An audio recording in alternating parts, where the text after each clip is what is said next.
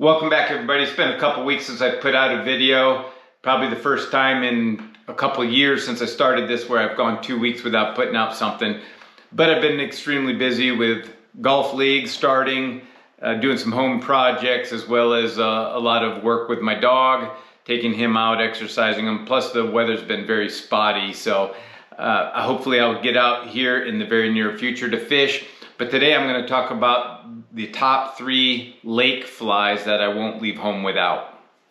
As most of you know that have been following me for a little while, I spend a lot of time in the wilderness, and the lakes are destinations for me. So those are my turnaround points. I check them off on my list of lakes that I need to hit. There's over 300 fishable lakes here in the Beartooth Wilderness, so those are my targets. And long before I started Tenkara, I did a lot of fishing in these alpine lakes, so it was something I needed to get good at. And that's actually one of the reasons why I started tying flies, because I thought there was a very specific, simple fly that I would want to have all the time while I'm up at the lake. So that's what we're going to talk about today. Now, in full disclosure here, these aren't Tenkara flies. You can certainly use Tenkara flies, and in some recent videos that I've done from last year's fishing as well as this year, I do a lot with just a regular, soft tackle flies, Sakasa kabaris, fishing in the blind, as well as sight fishing. So that will work if you can see cruising fish, or you just want to cast an unweighted fly. More power to you, it works. I do it a lot. But when I really am unsure what to use, or the fish are being picky, or the environment or the conditions aren't conducive to just casting in the blind and it's not being productive, this is what I do. So the majority of the information of the flies I've learned from a couple different sources. I'll share with you in case you want to look at it more. I am going to do at some time in the future here a more detailed lake tactics, how I approach a lake, what I look for, and things like that, because they can be quite intimidating to folks that don't fish them very much, especially when you're holding a fixed rod, fixed line rod in your hands, and you're thinking your reach is limited and stuff. So I'll go into it in more detail, but there's a couple names I'll put up on the screen that if you want to learn more, learn about these flies, there's tying videos for these things all over the internet, so I won't get into that. But first of all is the Chironomid King, if you want to call him that, is Brian Chan out of Canada. I've watched a number of his videos. Online material talks a lot about chironomids. And the other one kind of that he's in cahoots with a lot, they have a website together and do a lot of videos together, and that's Phil Rowley. And just a wealth of information, and his videos are the ones I've used are kind of closely copied, plagiarized as far as the way I tie the flies that I'm going to talk about. And as far as some of the techniques, there's another book called Stillwater Presentations by Denny Rickards. I believe he's out of Oregon. So those are the 3 primary sources of stillwater fishing that I've kind of accumulated over the last probably decade and a half of doing it pretty regularly. So if you want to learn more, and again, I'll make another video where I might talk about some of those tactics and some of the tidbits or the most important things that I've learned from those sources. The other one, I guess, is actually Orvis podcasts. So a lot of times Phil Rowley is on those podcasts, but Tom Rosenbauer does a lot of stillwater lakes, lake tactics and flies on his podcast, and you can go through the archives of his podcast and learn a lot as well.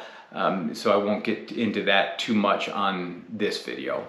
When you begin your research on lake fishing, one of the first things you learn are midges, or chironomids, they call them on lakes for the most part, are a major staple in the fish's diet basically year-round. So that's the first fly I'm going to talk about. Now there's a lot of variation, just an infinite number of patterns and ways to tie these things. But if there was just one that I could bring with me, it would be the chromie. I'll put up a picture of it, but it's a very, very simple fly to tie. It's just got a very flashy body wrapped with wire. I usually do two different colored wired ribs on these things. Red and black works very well. I've done red and green. There's a lot of different things that seem to work. If you understand the midge life cycle in lakes, they're in the mud, the silt. Bloodworms, you'll hear the term a lot. Those are just basically the larva version of the midge. So they look like little worms, so those work very well also. But when they begin to hatch and turn into that pupa stage, they fill with oxygen kind of in their exoskeleton, and they become very shiny. So this pattern replicates that or imitates that. So it's very simple, some Flashabou. There's a lot of different materials you can use, but the version I use the most has just silver Flashabou with a double wire rib, and it's usually red and black or red and green. Typically use a white bead or something white to simulate the gills or breathers on the head of the chironomid as well. You can keep these flies extremely simple. Shiny body, couple, wire rib, and a white bead on top. And that's as complicated as it needs to be. And these just work just about any time. So the second fly I'll talk about, and again, it goes into a major food source on lakes, and that's leeches. Now, not just any leech. I've done a lot with, conventional rod and reels and using sink lines and a lot of different types of materials. But the one that I've kind of settled on as my go-to is a fly that you call the balanced leech. And again, this is probably no secret to anybody that's done much lake fishing or read or researched about it, but this is kind of what it looks like. And this one's been used. The idea is, and it's a special, a different tying technique. It's on a jig hook, but you tie a little piece of pin to it, and so you extend the bead out over the front of the fly. And the idea is that it sits there relatively horizontal, but when you have wave action, it bobs up and down. And that marabou tail on these really give it a lifelike appeal. So if I come to a lake and there's any sort of chop or a good chop, this is the fly I tie on almost immediately. And this particular one is called a bruised leech because it has black and blue in it. And I tend to use the marabou tail, although I can use the same material that's on the body for a tail. And that is, it used to be Arizona semi-seal, it's called. But I think Montana Fly Company bought it, but it's called semi-seal. And that's my favorite colors, that black and blue bruised leech. Now both the chironomid as well as the bruised leech or the balanced leech, I will use a floating line with an indicator. So one of the things that I found happened a lot is when I'm using an indicator, and typically you're using, you can use a white one depending on the glare on the water. Sometimes a colored one works better. So a lot of times I would be using an orange or a pink indicator. And what I found, and probably anybody who's fished lakes very often, finds that the fish will actually come up and hit your indicator. So one time I kind of got tired of seeing that happen. So I actually chose a fly that I have that's a surface fly that has those colors in it. And I've done a number of videos talking about this fly. I don't know, it just plain works.